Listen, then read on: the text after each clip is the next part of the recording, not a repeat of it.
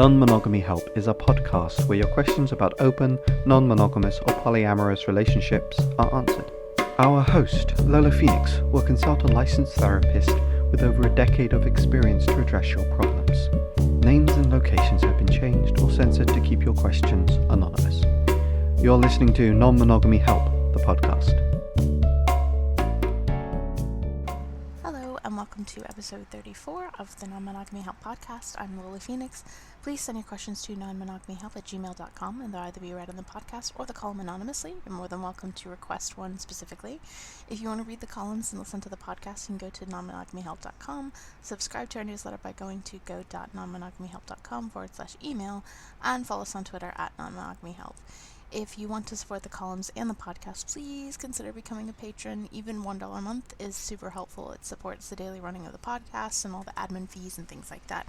You can do that by going to patreon.com/Lola Phoenix. If you donate $5 or more a month, your name, with your permission of course, will be read at the end of the podcast if you so choose. Let's get to this week's discussion question. If this is the first time you're hearing this, every week before I read the letter, I put forth a discussion question that you can use with your friends, partners, metamors, anyone that you want to get to know a little bit more. I also answer it myself just briefly to give you a little bit of context. This week's discussion question is, over the last 5 years, how do you think you've changed? I think that for me personally, the biggest thing that I have done is learn to be a little bit more compassionate with myself and therefore with other people. I think it's kind of a cliche, but I do believe that hurt people. And I do think that, especially people in marginalized communities, we have a tendency to reenact the same kind of systems and everything else that kind of gets pushed onto us. And I think that it's hard to break free from that, and it's hard to, when you kind of first become more aware of systems of oppression, then you get really annoyed and really angry and really frustrated, and I think you feel a lot of shame for the ways that you've contributed to that. So it's really complicated, and I think we easily take that anger out on each other. We kind of put each other up on, pedestals, or we have these really high expectations for each other and ourselves that we don't kind of realize are unfair. We all have to start somewhere, and I think that easily 5 years ago I was kind of doing that. I was kind of getting mad at people for things that I might have easily have said just 2 or 3 years before then. It's not to say I don't get mad at people. I definitely do get mad at people now who are willfully ignorant and who refuse to listen to anything or people who are just harassing and annoying and being a jerk to other people. So yeah, but I do have a little bit more compassion for myself and for other people, and I do think that it would benefit people to have a little bit more compassion for themselves and other people, and not just to immediately go to 10 enraged when confronted with or having to interact with any ignorance. So that's kind of like the biggest way that I've changed. So let me repeat the discussion question if you need to hear it again. It is, over the last 5 years, how do you think you've changed? Now let's get to this week's letter.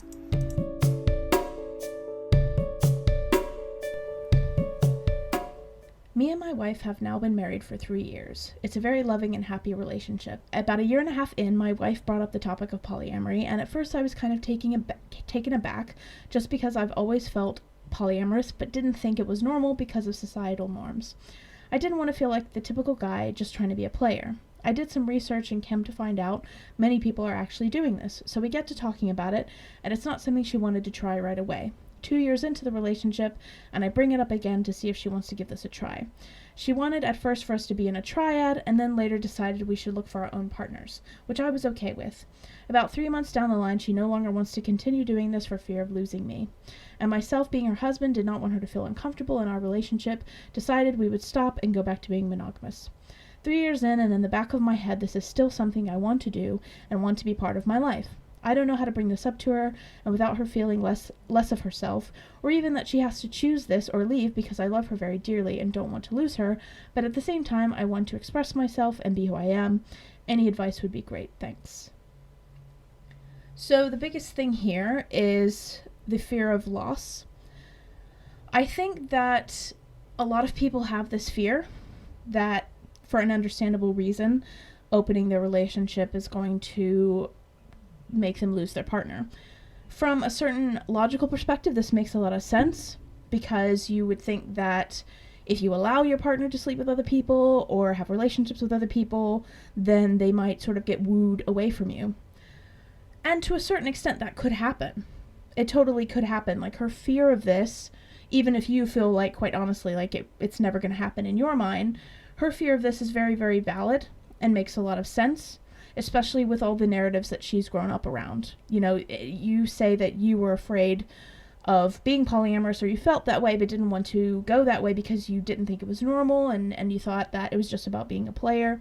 And that whole societal narrative kind of gives you this idea that exclusivity means love, that in order to express love with someone or for someone, you have to be exclusive with them. And it also kind of encourages the idea that being jealous of who your partner is attracted to when you're with them, or showing that kind of thing, is a sign of love as well. There's a lot built up around that. And I think the society we're also surrounded with encourages us to see the result of a relationship as a win competitively. So, you know, you can't sell things to happy people who are happy with themselves and happy with what's going on in their lives, generally speaking. You can create a kind of demand by, you know, making people feel scared. And I think that we grow up in a society that tells us, unless you grew up in a very different society, and apologies for assuming, but the society I grew up in, at least, tells me that if I want to find a partner, then I have to be the best at everything. I have to be, you know, amazing. I have to look this way. I have to do this thing. You know, it gives you a lot of messages about what you should be so that you can find a partner. But the truth is that we don't pick partners because they're the best at everything, because nobody is the best at everything. And in fact, there are billions and billions of people on this planet, and guaranteed there will be somebody who's better than you at any given skill that you have. So if your partner's fear is that you're going to find someone who's better than her at something, you probably will, but that's not why you're with her. You're not with her because she's the best at every single thing that she does or that you do together. So sometimes what I encourage people who have this fear to think about is that, you know, to reframe their perspective that they have to be the best at everything. The other thing that I would also encourage your wife to think about is that monogamy isn't going to prevent that from happening. It's totally understandable that she would fear losing you, because everyone fears losing people that they love in their life, but there isn't anything she's going to be able to ultimately do to prevent that from happening. You know, if you were going to dump her for some random person, then that can still happen even if you're monogamous. It happens to monogamous people all the time. Monogamous people in closed relationships meet somebody else, decide that they don't want to be with the partner that they're monogamous with, and dump them. That happens. So monogamy isn't going to prevent that from happening. And it's understandable that she's afraid. You know, you're always going to be afraid when you try new things. But there isn't ultimately anything that she is going to be able to do to prevent that. And even though that sounds quite horrible, you know, especially from your perspective, you're trying to reassure her and trying to say, you know, I'm never going to leave you, I love you, you know, all that kind of thing. The truth is that, you know, there isn't anything either of you can do, even being monogamous, to prevent each other from leaving if that's what you really want to do. And trying to prevent that puts a burden on your shoulder to save and keep your partner by your actions, when you can't actually prevent that with your actions. So I think if this is something that matters to you, I mean, you said you've been married for 3 years. I don't know if you've been together for longer than 3 years. You could have just been married for 3 years, but then you were together for maybe 5 years before then. I don't know how old you are. I don't know if you have kids together. Those are all things to consider when it comes to this. But if this is something that you really feel is part of who you are, and is something that you really want to explore, you know, obviously you don't necessarily want to twist her arm into it, but at the same time, you know, if you were all of a sudden massively interested in golfing, and you desperately wanted to, you know, go on a golf tour, and if you didn't, you'd feel miserable. You know, there's all sorts of things in life that could come up that could be incompatibilities between you that just won't be able to be negotiable. So, I mean, even having kids, you know, if one of you does want to have kids and the other one doesn't, I mean, there's only so much you can negotiate around that. So if this is something that's really, really important to you, and it is something that she's shown an interest in, she's just afraid of, I think that you can bring up the subject in order to kind of say, I realize that, you didn't want to try it and you weren't comfortable with it because of these fears. Can we talk about these fears? So you're not really saying, like, I definitely want you to try it. I definitely you have to do this or I'll leave. It's about talking about her fears. And it might help to even ask her to listen to this, if that's helpful for you. Because all of these fears she's experienced are totally normal. They're exactly what people often experience when they open their relationship up and when they try polyamory for the first time. And I think if people could think back on what they thought when they actually entered in their first monogamous relationship, they would find that they were probably just as afraid. But the difference is that with monogamy, you have these cultural scripts. You have everything in society telling you, like, this is how you do this relationship. First you go out on some dates, and then you become an item because you become exclusive. It has all these milestones. There's a thing called the relationship escalator that's worth looking up. It has all these milestones that allow you to feel comfort and security, and you don't really have that with polyamory because it's not considered normal in society, or people don't really talk about it. So you don't really have these norms, and sometimes you kind of have to create those norms. So you're going to be terrified, and you're going to be scared. You're going to be worried about losing one another. You may not be as worried as she was, but you're both going to be scared. You're both going to be anxious. That's very, very normal. And maybe if she kind of thinks about these fears, it's less about trying to get her to agree to be polyamorous and more about thinking, how can we address these fears? Because when you mentioned that she wanted to try to be a triad and then later decide to look for your own partners, which is good. I think that out of fear, a lot of couples initially think that a triad is safer. And so they go for that. But actually, finding one person to love you in general is hard enough. Like, expecting a third person to come in and love you both in a way that isn't threatening is impossible. Like, it's just a very tricky situation.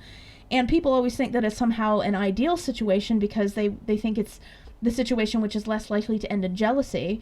But let me tell you, I had somebody I knew who was in a triad relationship, and she was dumped by both of her partners on the same day.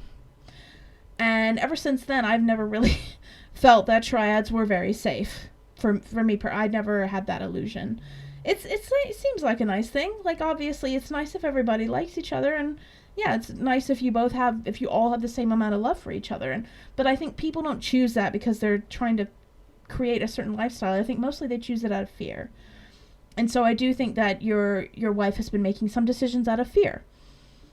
And she is the one who brought up the topic. So I don't think, as long as you approach this situation and you say, I'd like to discuss with you the fears that you had. And you know what? You might be able to find in your area, or maybe even via Skype, a polyamory-friendly therapist who can sit down and have these discussions.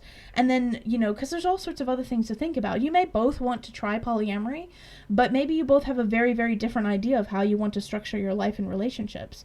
Lots of people are, have a basic interest in being polyamorous, but that doesn't necessarily mean that they have the same type of goals in terms of what kinds of relationships that they want. So, that's not even necessarily half the battle.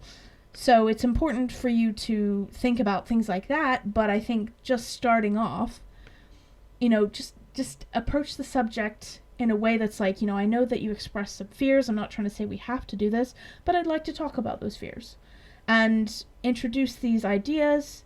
I've written a few columns about the fear of being replaced, which you can find if you'd like, and just see what she thinks. It doesn't have to be an either or situation.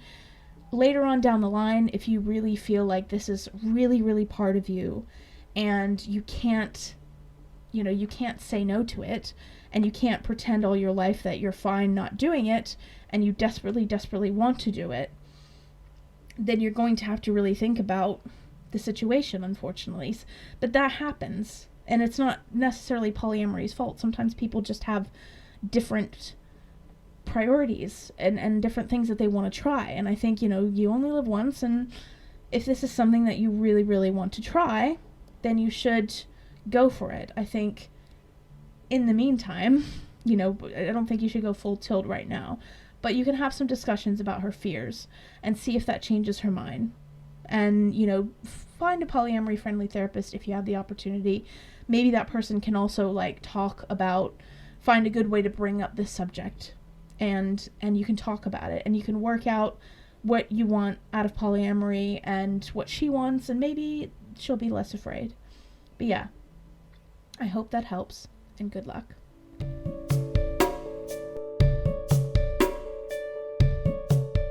Thank you for listening to episode 34 of Non-Monogamy Help. If you want to be awesome, you can donate to our Patreon. That would be extremely, really helpful. I have all of my words today. Donating $5 or more means that your name, with your permission, will be right at the end of the podcast. This week's current patrons are Laura Boylan, Chris Albury Jones, Duke, and James Wartell.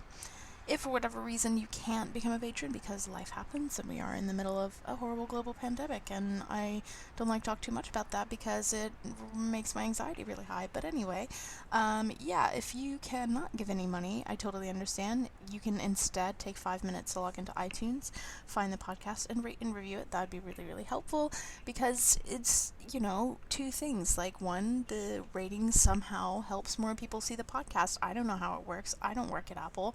It works in some way that I don't know, and it also just makes me feel nice, because I log in and I'm like, oh, someone's reviewed, oh my god, so yeah, whatever, just do that now, because I said thank you. Okay, that's all for this week.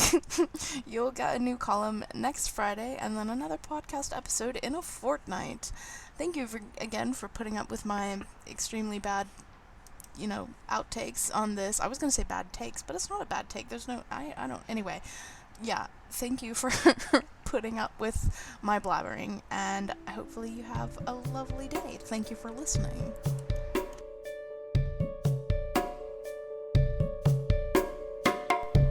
You've been listening to Non-Monogamy Help. Our podcast music has been provided by Chris Albury Jones at albury-jones.com, and the art was made by Dom Jung at domduong.com. Thank you for listening.